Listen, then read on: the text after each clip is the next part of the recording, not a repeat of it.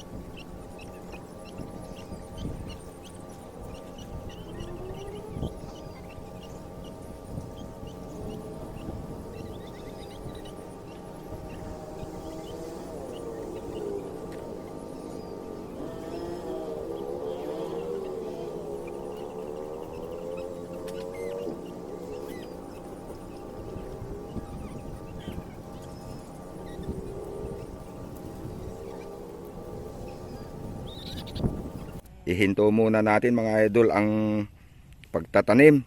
Magpapakain muna tayo sa ating mga alaga. Parang uulan kasi. Mag-aabuno tayo sa ating tanim na palay, yung kulang. Parang top dressing. Yan, pakain muna tayo mga idol. Yan.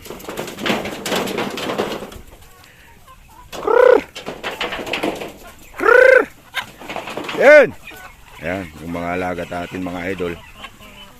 Papakainin natin kasi yung maliliit na bigas yung ipapakain natin. Pag umulan kasi, yun, matatapakan, lulubog agad sa lupa. Kaya kailangan hindi umuulan bago tayo magpakain.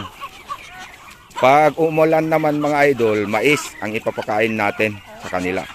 Mais na buo. Yan, papakainin muna natin sila mga idol.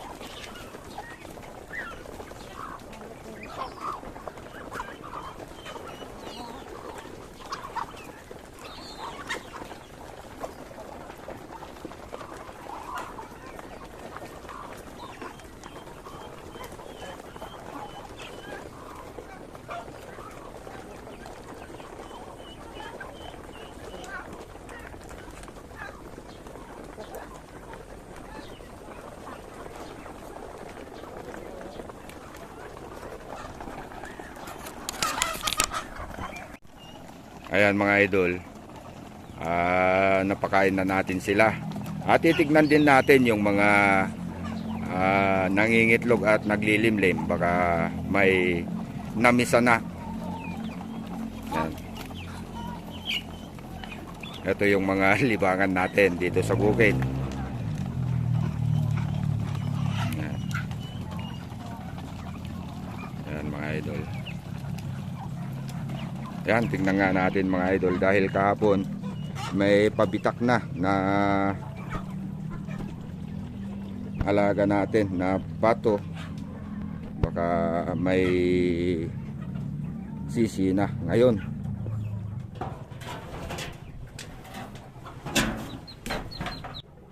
Ayan mga idol, may dalawa na mga idol para bukas siguro to. Ayan o, dalawa. Sigurado na marami ng sisi bukas to. Wala pa kasing nami sa kahapon. Yan, pagpapatuloy natin yung papakain muna natin bago tayo pupunta sa bukid at mag-aabuno, top dressing. Kunti lang ilalagay natin na abuno. Ayan. Ayan.